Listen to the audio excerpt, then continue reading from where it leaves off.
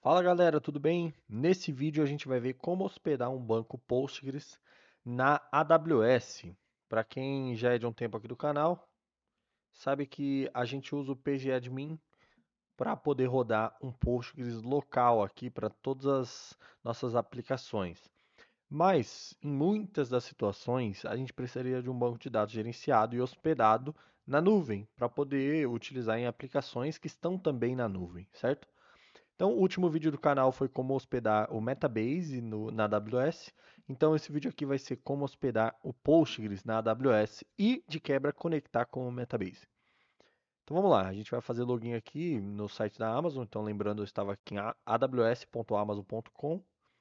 Fazer login no console. Se você não tem uma conta na AWS, clique aqui em criar uma nova conta da AWS. Se você já tem, assim como eu, só precisa logar. Então, vou logar aqui na conta da AWS rapidinho. Ao entrar no console principal, você vai procurar por RDS.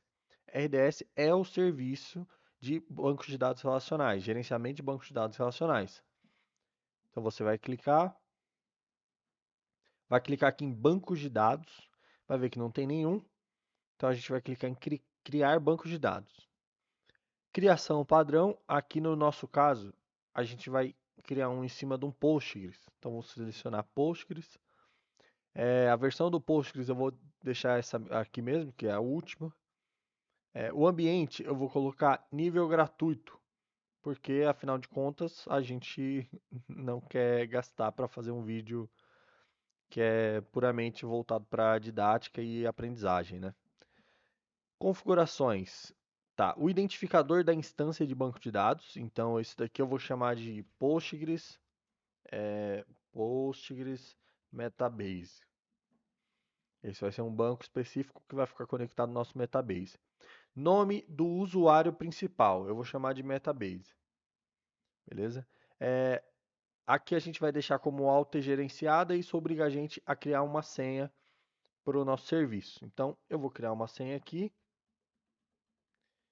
você crie a sua senha daí, beleza? Aqui nas configurações de instância, eu vou deixar do jeito que tá, porque só tem duas opções na verdade, né? Uma DB T3 micro e uma máquina DB-T4G micro. Eu vou deixar nessa que tá mesmo, que as opções grátis são bem limitadas, mas tudo bem. Aqui em armazenamento, aqui você pode alocar até o máximo de 6.144. Tem umas opções aqui de escalabilidade automática, então você deixa alocado uma certa quantidade e diz qual que é o limite máximo de armazenamento. Então vamos deixar aqui 500 de armazenamento alocado e 1.000 de limite máximo. Beleza. Aqui em conectividade, deixa do jeito que está, só que em acesso público tem que deixar em sim. Não esqueça de deixar em sim. Se você deixar em não, significa que nenhum outro serviço externo vai conseguir conectar no seu banco de dados. Tem que deixar em sim. Grupo de segurança de VPC Firewall, a gente vai selecionar um existente. Pode selecionar, por exemplo, um default ou um que está sendo utilizado em qualquer uma das outras instâncias, né? Então, esse daqui, o Launch Wizard 3, por exemplo, é o que está sendo utilizado na instância lá do Metabase. Mas eu vou deixar o default. Qualquer coisa a gente sempre pode mudar isso daí. Todo o resto aqui a gente vai deixar como está também. A autenticação de banco de dados, autenticação de senha, tudo certo. A gente vai desativar aqui o Performance Insights e vamos abrir o configuração adicional. Se a gente não preencher essa parte aqui, ele vai criar a nossa instância do Postgres, mas ele não vai criar nenhum banco de dados inicial. Então a gente já vai dizer para ele criar um banco de dados inicial aqui. O nome desse banco de dados vai ser Metabase. Além disso, tem mais um monte de opções aqui, mas nada é obrigatório. Então a gente vai deixar do jeito que está. Então, coisas que a gente tem que lembrar. Aqui o nome do banco de dados inicial. E lá em cima, a gente tem que lembrar do nome do usuário e da senha. certo? Então, como o nome do usuário é o mesmo nome do banco de dados, então para mim aqui está tranquilo. Ambos eu vou chamar de Metabase. Na verdade, eu vou até mudar esse usuário para Metabase User, só para ter alguma diferença. Beleza. Então, lembre-se do nome do usuário, lembre-se da senha e lembre-se do nome do banco de dados que você deu aqui embaixo em configuração adicional. Beleza? Show? Então, aqui para cima, se eu não me engano, aqui nessa configuração adicional, a gente pode mudar qual porta o banco de dados vai estar comunicando. Como a gente não tem nenhum serviço aqui na AWS nessa conta que está utilizando a porta 5432, eu vou deixar na porta 5432, que é a porta padrão do Postgres, de qualquer forma, beleza? Então, deixa assim mesmo, podemos ir lá embaixo e criar o banco de dados. Show. Agora é esperar. Então, a gente vai ter que esperar um tempo aqui, vou fechar isso aqui, a gente vai ter que esperar um tempo porque ele vai estar criando o banco de dados.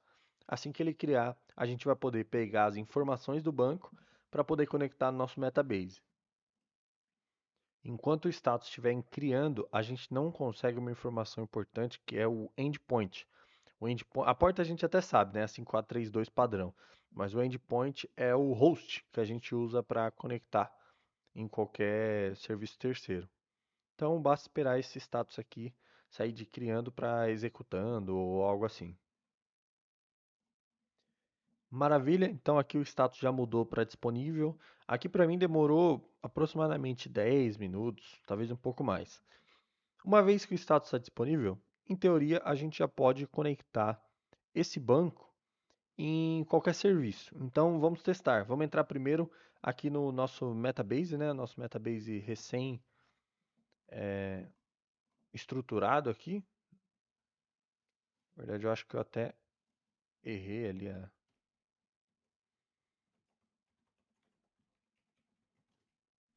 a chave. Vamos buscá-lo aqui. Ah, errei mesmo.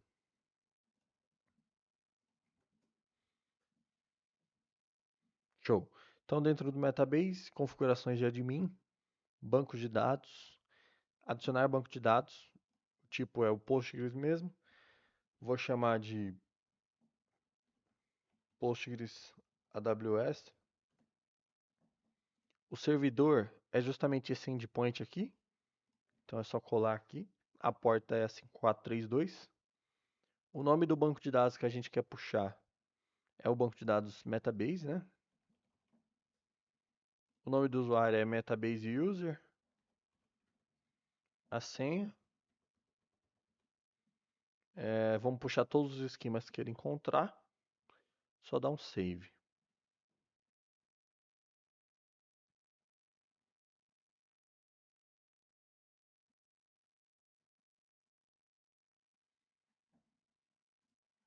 Então, acabou dando timeout aqui. Deu timeout de 10 segundos, não conectou. O que pode estar acontecendo? Bom, como o nosso banco de dados está publicamente acessível, o que pode estar acontecendo é que a nossa configuração de segurança está restringindo acessos de fora, né? Então a primeira coisa que a gente vai procurar é qual grupo de segurança está atuando aqui no nosso banco de dados. Então o grupo que está atuando aqui é o grupo default, o grupo de base, né? Então a primeira coisa que a gente vai ter que fazer é entrar nesse grupo default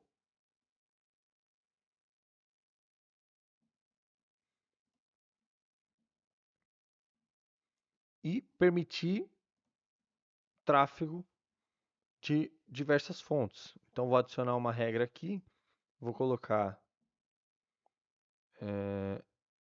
TCP, todos os TCP de qualquer local e salvar. Isso deve ser suficiente para o nosso banco conectar. Então vamos voltar lá no nosso RDS, dar um F5, voltar aqui no Metabase e tentar novamente. E voilá. Então era só um problema do grupo de segurança que estava restrito demais. Uma vez que a gente resolveu isso, nosso Metabase conectou. Então, saindo aqui, se a gente vier em explorar dados, o banco já aparece aqui, Postgres AWS. Claro, é um banco que não tem absolutamente nenhuma tabela. então vai ficar vazio.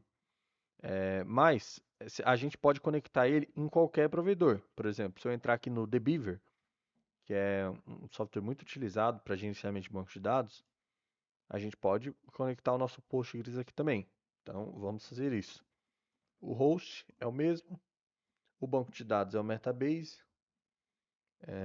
a porta é essa daqui mesmo, o, o usuário é Metabase User e a senha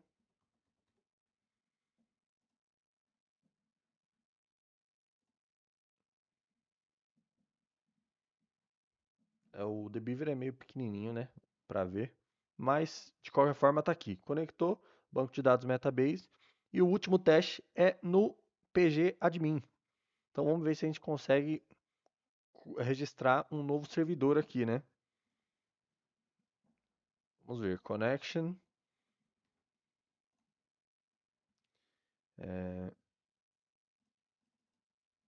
username, Metabase User.